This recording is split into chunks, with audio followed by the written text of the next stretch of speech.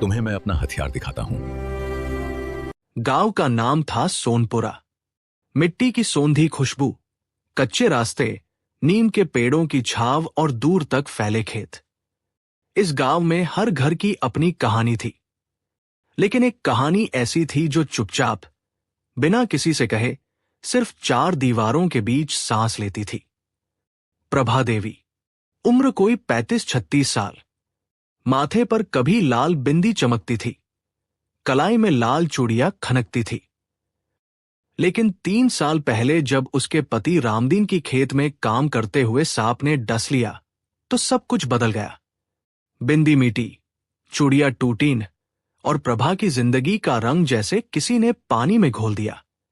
रामदीन के जाने के बाद घर में बचा था तो सिर्फ एक छोटी सी झोपड़ी, थोड़ी सी जमीन और एक 8 साल की बच्ची, गुड़िया। गुड़िया की बड़ी बड़ी आंखें थी, बाप जैसी।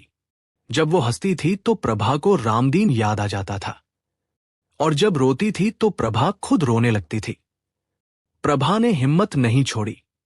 सुबह अंधेरे में उठती, दूसरों के खेतों में मजदूरी करती, कोई सब्जी उगाती, कोई लीपा पोती का काम करती।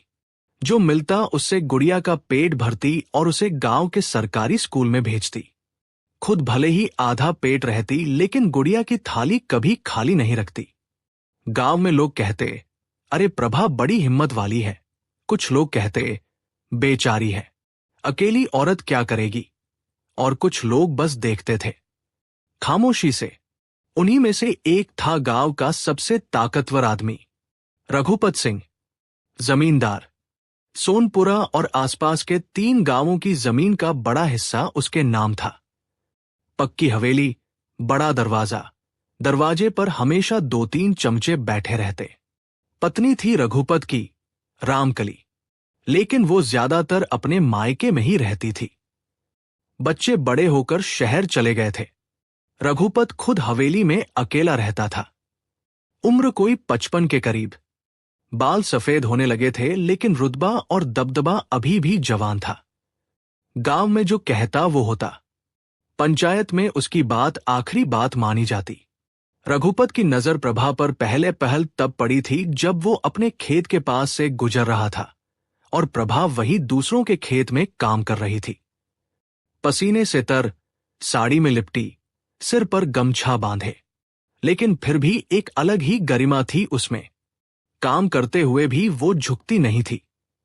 हाँ, अगर तुम रोज के 30 रुपए बचाते हो तो 3 महीने में कितने जमा हो जाएंगे? 2700, राइट?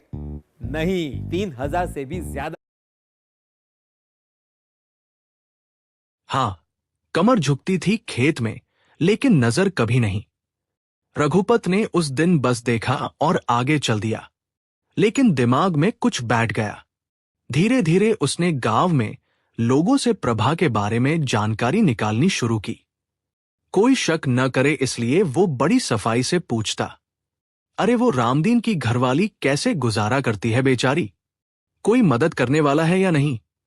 लोग सोचते जमींदार साहब कितने दयालु हैं, बेवाओं की भी चिंता करते हैं। एक दिन रघुपत सिंह सीधे प्रभा की झोपड़ी पर पहुंच गया। साथ में एक थैला था जिसमें चावल, दाल और कुछ गुड़ था।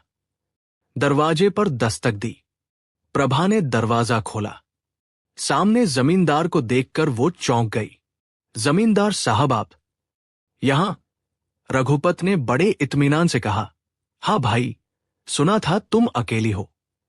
रामदीन तो चला गया, सोचा देख आओ सब ठीक ठाक है ना। प्रभा ने माथे पर आंचल खींचा। ठीक है साहब, आप तकलीफ न करते। कोई तकलीफ नहीं, ये लो थोड़ा अनाज। गांव में सब एक दूसरे के काम आते हैं। प्रभा ने हाथ जोड़े। नहीं साहब, हमें भीख नहीं चाहिए, हम कमा कर खाते हैं। रघुपत ने मुस्कुराया, ये भीख नहीं है, ये पड़ोसी धर्म है, लो रखो। प्रभा को मना करना भारी पड़ा। उसने चीजें ले ली, लेकिन मन में कुछ अटका रहा। रघुपत चला गया। गुड़िया ने पूछा, मां वो कौन थे? गांव के जमींदार। वो क्यों आए थे? प्रभा ने कुछ नहीं कहा, बस चूल्हा जलाने लगी। उस रात प्रभा बहुत देर तक सो नहीं सकी। उसे कुछ अजीब लगा था। रघुपत की आंखें, वो आंखें जिनमें दया कम और कुछ और ज्यादा था। लेकिन उसने सोचा, शायद मैं बेकार सोच रही हूं। बड़े आदमी हैं, मदद करने आए होंगे। अगले हफ्ते रघुपत फिर आया, इस बार बिना थैले के। प्रभा देवी, रामदीन की जो थोड़ी जमीन है उसे कोई देखभाल करने वाला है? नहीं साहब, मैं खुद देखती हूं। अकेली औरत कब तक संभालेगी? कोई बाहरी आदमी आकर हड़प न ले। अगर चाहो तो मैं उसे अपनी जमीन के साथ जोड़ लेता हूं। तुम्हें उसका आधा हिस्सा हर साल मिलता रहेगा। प्रभा की आंखें सिकुड़ गई। साहब, जमीन रामदीन की निशानी है, वो मैं किसी को नहीं दूंगी, चाहे कुछ भी हो जाए। रघुपत के चेहरे पर एक पल के लिए कुछ चमका, जैसे उसे ये जवाब अच्छा नहीं लगा। लेकिन फिर उसने मुस्कान लगाई। ठीक है, बस सोचा था तुम्हारी मदद हो जाएगी। वो चला गया। प्रभा ने दरवाजा बंद किया और एक लंबी सांस ली। पड़ोस में रहती थी बुआजी। असली नाम कमला था। 60 साल की बूढ़ी औरत। पूरे गांव की नब्ज उनके पास थी। जो बात किसी को पता न हो वो बुआजी को पता होती थी। शाम को प्रभा उनके पास गई। बुआजी, रघुपत सिंह 2 बार घर आ चुके हैं। क्या बात है? बुआजी ने भौहें चढ़ाई। 2 बार? हां। बुआजी चुप हो गई, फिर धीरे से बोली, बेटा, तू संभल कर रहना। रघुपत अच्छा आदमी नहीं है। गांव में 3 साल पहले एक बेवा थी, सावित्री। उसके पति के मरने के बाद रघुपत ने पहले मदद का नाटक किया, फिर उसकी जमीन हथियाई और फिर उसे गांव से निकलवा दिया। सावित्री को आज भी कोई नहीं जानता कहाँ गई। प्रभा के रोंगटे खड़े हो गए। बुआजी, तो मैं क्या करूं? उससे दूरी बना। किसी भी बहाने पर उसकी मदद मत लेना।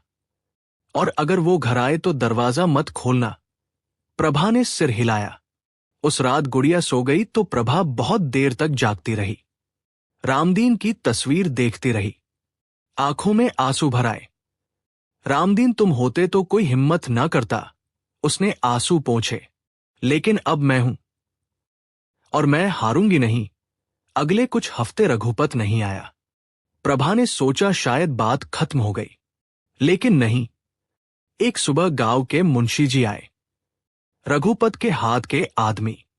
प्रभा देवी, जमींदार साहब ने कहा है कि तुम्हारी जमीन पर कोई पुराना कर्जा बकाया है। रामदीन ने 5 साल पहले साहब से कुछ उधार लिया था जो अभी तक नहीं चुका। प्रभा भौचक्की रह गई। क्या? रामदीन ने कोई उधार नहीं लिया था। माफ करना देवी, कागज है साहब के पास। कागज? कैसा कागज? दिखाओ मुझे। मुंशी जी ने एक पुराना कागज निकाला। उस पर रामदीन के अंगूठे का निशान था। प्रभा कांप गई। ये झूठा कागज है।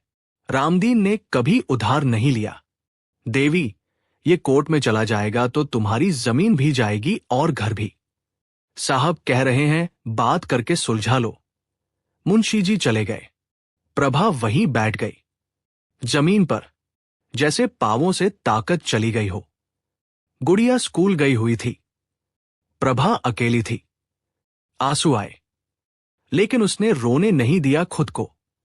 उसने उठकर एक काम किया। बुआजी के घर गई। बुआजी, वो झूठा कागज लाया है। रामदीन के नाम पर कर्जा। बुआजी की आंखें गुस्से से लाल हो गई। यही तो करता है वो। पहले मदद का नाटक, फिर जमीन का जाल। अब क्या होगा बुआजी? बुआजी ने एक पल सोचा, फिर बोली, बेटा, गांव में एक वकील का लड़का है, रामेश्वर। शहर से पढ़कर आया है। उससे मिल। रामेश्वर का घर गांव के उत्तरी छोर पर था। छोटा सा लेकिन साफ सुथरा। दरवाजे पर एक पुरानी साइकिल खड़ी थी। अंदर से किताबों की खुशबू आती थी। प्रभा वहां पहुंची तो रामेश्वर बाहर बैठकर कुछ पढ़ रहा था। उम्र कोई 30 साल के करीब। सांवला रंग, पतला दुबला, लेकिन आंखों में एक तेज था जो पहली नजर में ही दिखता था। भाभी, आइए, बैठिए। रामेश्वर ने उठकर कुर्सी दी। प्रभा बैठ गई। उसने सारी बात बताई। मुंशी जी का आना, कागज की बात, रघुपत का नाम। रामेश्वर ने ध्यान से सुना, बीच में एक भी बार नहीं टोका। जब प्रभा चुप हुई तो वो बोला, भाभी, ये कागज असली है या नकली ये तो देखना पड़ेगा, लेकिन एक बात पक्की है, रघुपत ने पहले भी यही किया है। गांव में 2-3 लोग हैं जिनकी जमीन इसी तरह गई, तो अब क्या होगा? रामेश्वर ने सोचते हुए कहा, पहले वो कागज मांगो, लिखकर मांगो कि उसकी नकल चाहिए। अगर असली कागज है तो वो देंगे, अगर नकली है तो टालम टोल करेंगे। उनकी चाल समझने के लिए पहले यही करना होगा। प्रभा ने सिर हिलाया, और भाभी, एक काम और करो, गांव में जो भी रघुपत से परेशान है उनसे बात करो। अकेले लड़ना मुश्किल है, साथ में लड़ना आसान होता है। प्रभा वापस घर आई, मन में एक नई हिम्मत थी। शाम को गुड़िया स्कूल से आई, थकी हुई थी, लेकिन आते ही मां से लिपट गई। मां, आज मास्टर जी ने मेरी तारीफ की, कहा कि मेरी लिखाई सबसे अच्छी है क्लास में। प्रभा ने उसे गले लगाया, आंखें भर आई। शाबाश मेरी गुड़िया। गुड़िया ने मां का चेहरा देखा। मां, तुम रो क्यों रही हो? खुशी के आंसू है बेटा, गुड़िया समझ नहीं पाई, लेकिन मां की बाहों में और गहरी घुस गई। उस रात प्रभा ने 2 रोटियां खाई और सो गई, लेकिन नींद कहाँ थी? छत को घूरती रही, रामदीन की आवाज कानों में गूंजती रही, प्रभा, गुड़िया को पढ़ाना, चाहे कुछ भी हो जाए। हाँ रामदीन, पढ़ाऊंगी। अगले दिन सुबह रघुपत खुद आया। इस बार अकेला नहीं था, साथ में मुंशी जी और एक और आदमी था। प्रभा ने दरवाजा खोला लेकिन बाहर नहीं निकली। प्रभा देवी, मुंशी जी से बात हुई। देखो, मैं तुम्हारा दुश्मन नहीं हूं, कर्जा तो है, लेकिन मैं यह भी नहीं चाहता कि तुम्हारी जमीन जाए। हम आपस में बात करके कुछ रास्ता निकाल सकते हैं। प्रभा ने सीधी आंखों से रघुपत को देखा। साहब, आप जो कागज दिखा रहे हैं उसकी नकल चाहिए मुझे, लिखित में। रघुपत का चेहरा एक पल के लिए अकड़ गया।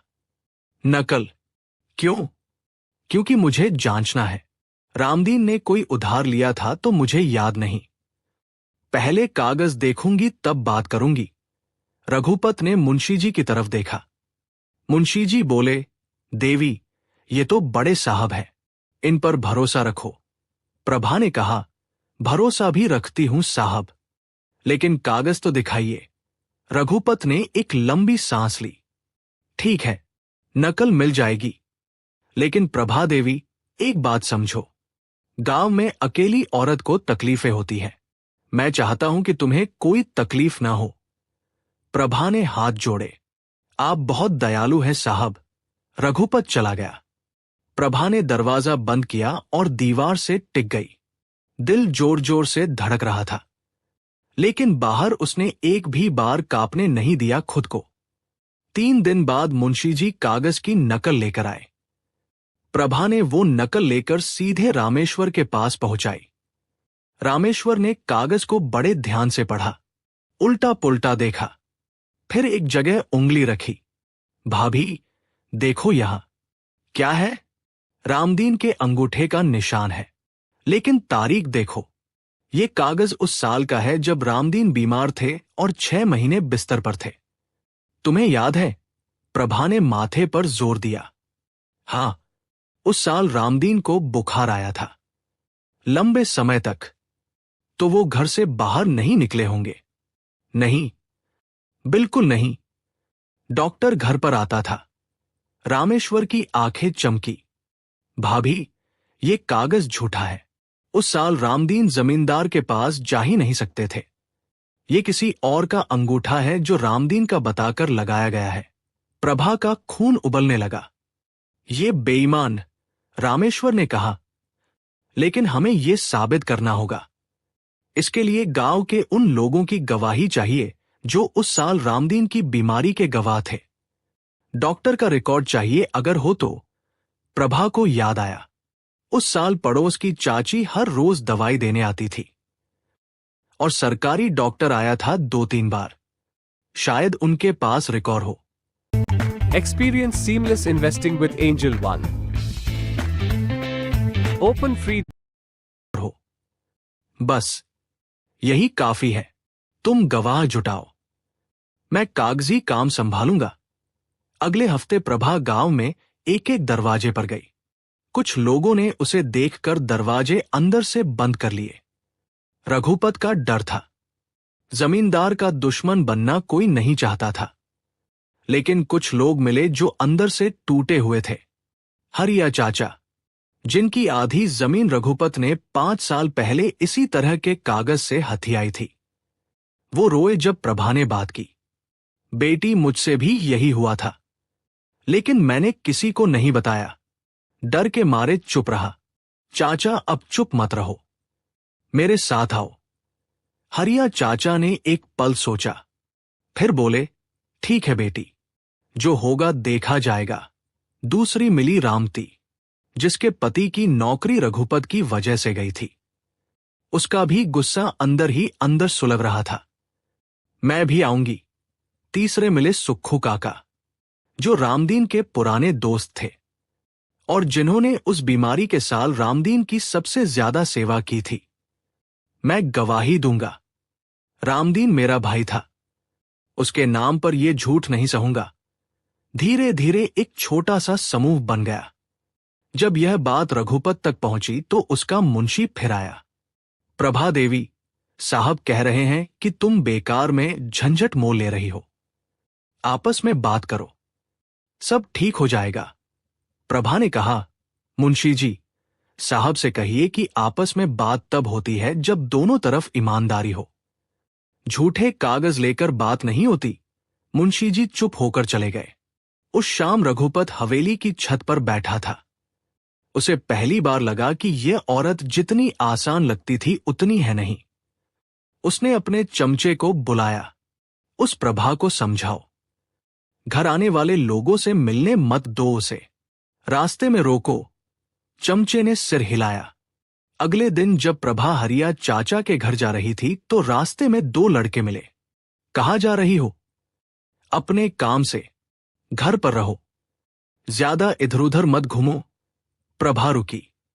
उसने उन दोनों को ऊपर से नीचे देखा।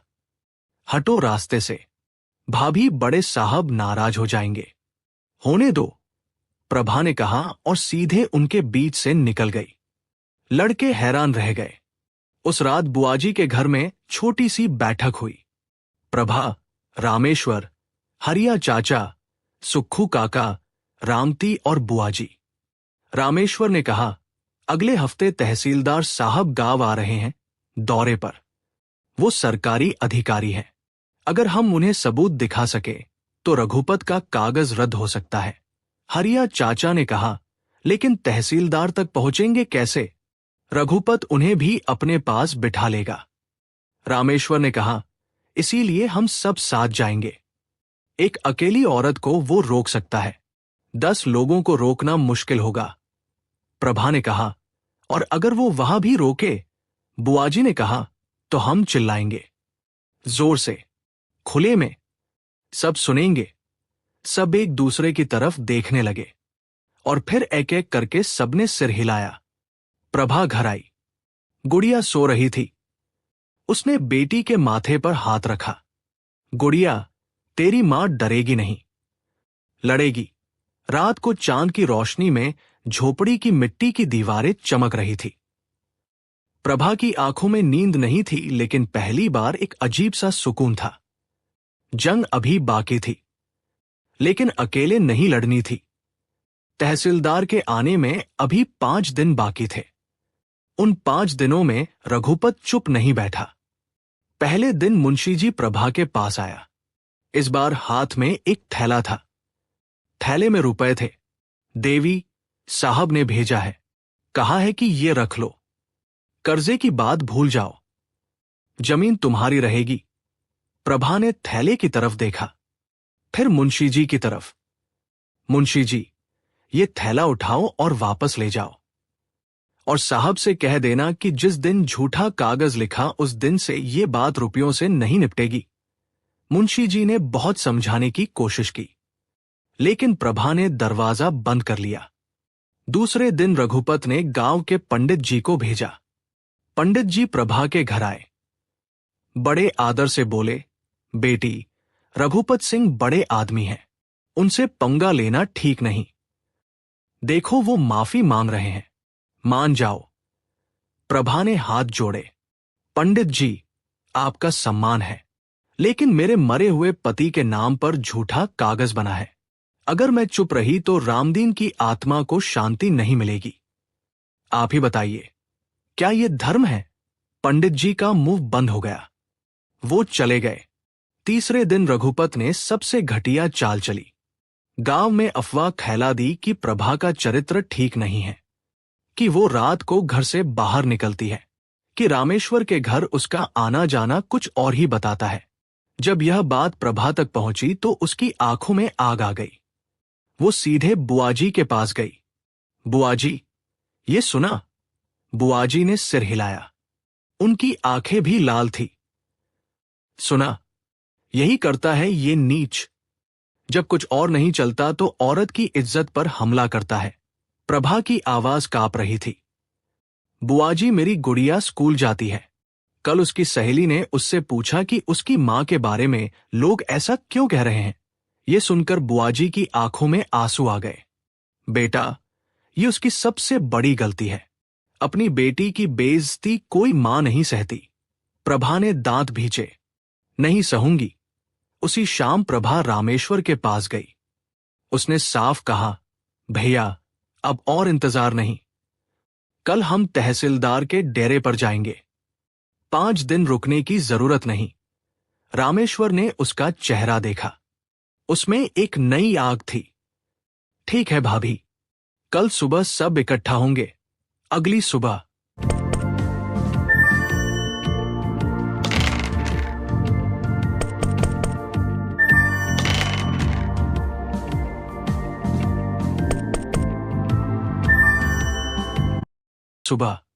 सूरज अभी पूरी तरह निकला भी नहीं था। प्रभा के घर के बाहर एक छोटा सा जुलूस खड़ा था। हरिया चाचा, सुक्खू काका, रामती, बुआजी और 5-6 और लोग जो रघुपत से डरते थे लेकिन आज हिम्मत करके आए थे। गुड़िया ने मां का हाथ पकड़ा। मां, मैं भी चलूंगी। प्रभा ने उसे देखा।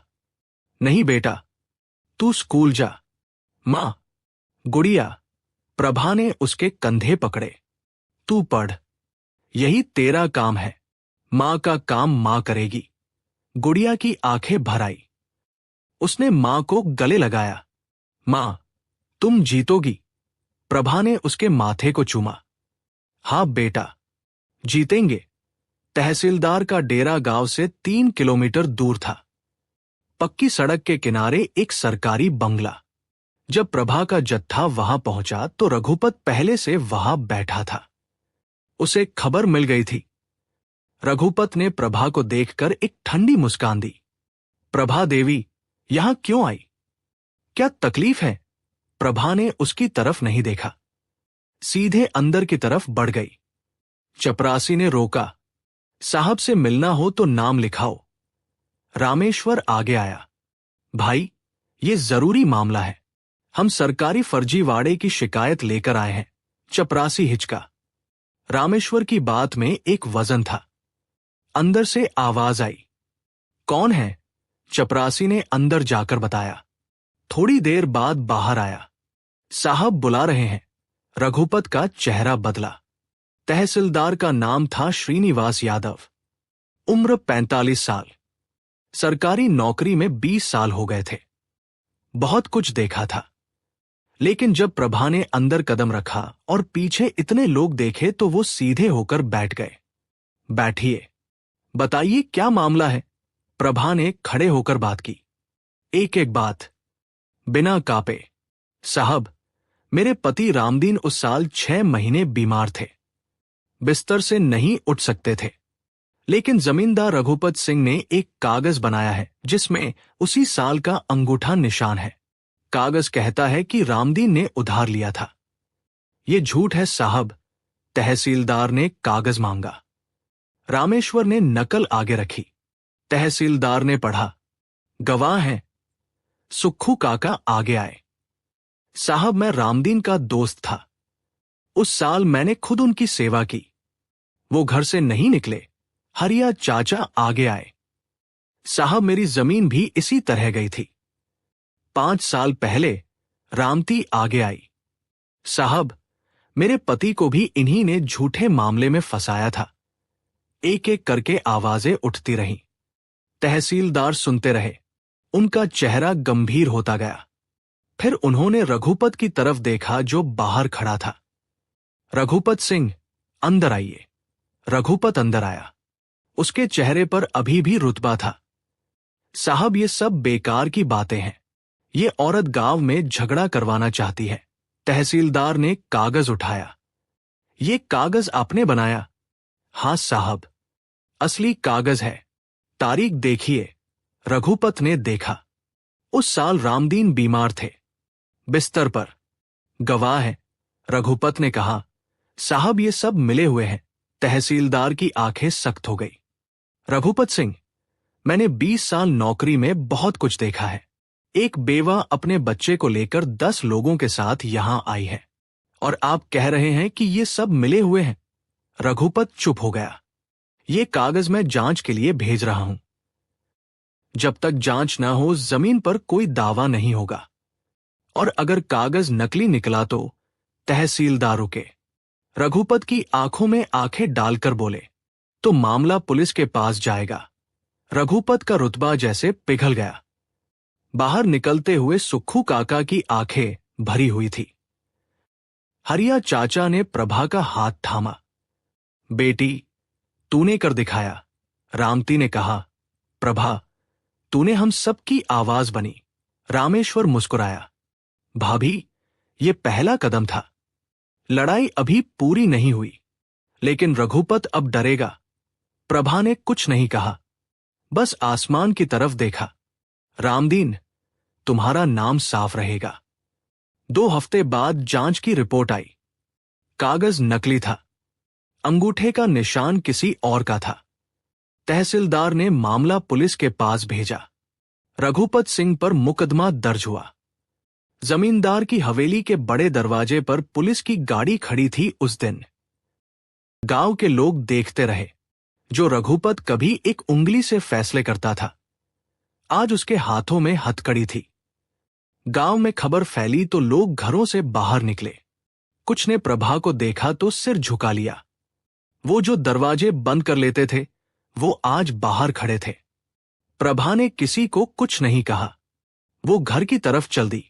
उस शाम गुड़िया स्कूल से आई तो मां को देखकर दौड़ी। मां, सच बताओ, क्या हुआ? प्रभा ने उसे बाहों में भर लिया। बेटा, जमीन हमारी है, तेरे बाप की जमीन। गुड़िया की आंखें फैल गई। सच में? सच में। गुड़िया ने जोर से मां को पकड़ लिया। दोनों वही आंगन में बैठ गई। चांद निकल आया था। नीम की पत्तियां हवा में हिल रही थी। प्रभा ने गुड़िया के बाल सहलाए। गुड़िया, एक बात याद रखना। क्या मां? जो डरता नहीं वो हारता नहीं। गुड़िया ने मां की तरफ देखा। उसकी आंखों में मां की छवि थी, और उस छवि में एक ऐसी औरत थी जो झुकी नहीं, टूटी नहीं। मां, मैं भी तुम जैसी बनूंगी। प्रभा की आंखें भर आई। तू मुझसे भी बड़ी बनेगी, पढ़ लिख कर, दुनिया देखकर। कुछ महीने बाद हरिया चाचा की जमीन का मामला भी खुला। पुराने कागज जांचे गए। उनकी भी जमीन वापस हुई। रामती के पति का नाम साफ हुआ। रघुपत सिंह की हवेली पर ताला लग गया। मुकदमा चला। गांव के लोग जो उससे डरते थे, वो अब एक एक करके सामने आने लगे। रामेश्वर ने गांव में एक छोटी सी पाठशाला शुरू की, जहां बड़े लोग भी पढ़ सकते थे, अपने हक के बारे में जान सकते थे। प्रभा वहां हर शनिवार को आती, गांव की औरतों से बात करती, उन्हें बताती कि डरना नहीं है। 1 साल बाद गुड़िया का स्कूल में पहला नंबर आया। उस दिन प्रभा ने छोटा सा दिया जलाया, रामदीन की तस्वीर के सामने। देखा रामदीन, तुम्हारी गुड़िया पहले नंबर पर आई उसने आंखें पोंछी और जो लोग कहते थे कि अकेली औरत क्या करेगी, उन्हें जवाब मिल गया। बाहर आंगन में गुड़िया खेल रही थी। उसकी हंसी दूर तक सुनाई देती थी। प्रभा ने दरवाजे की चौखट थामी और वो हंसी सुनती रही। इज्जत बची थी, जमीन बची थी और सबसे बड़ी बात, अपने आप पर भरोसा बचा था।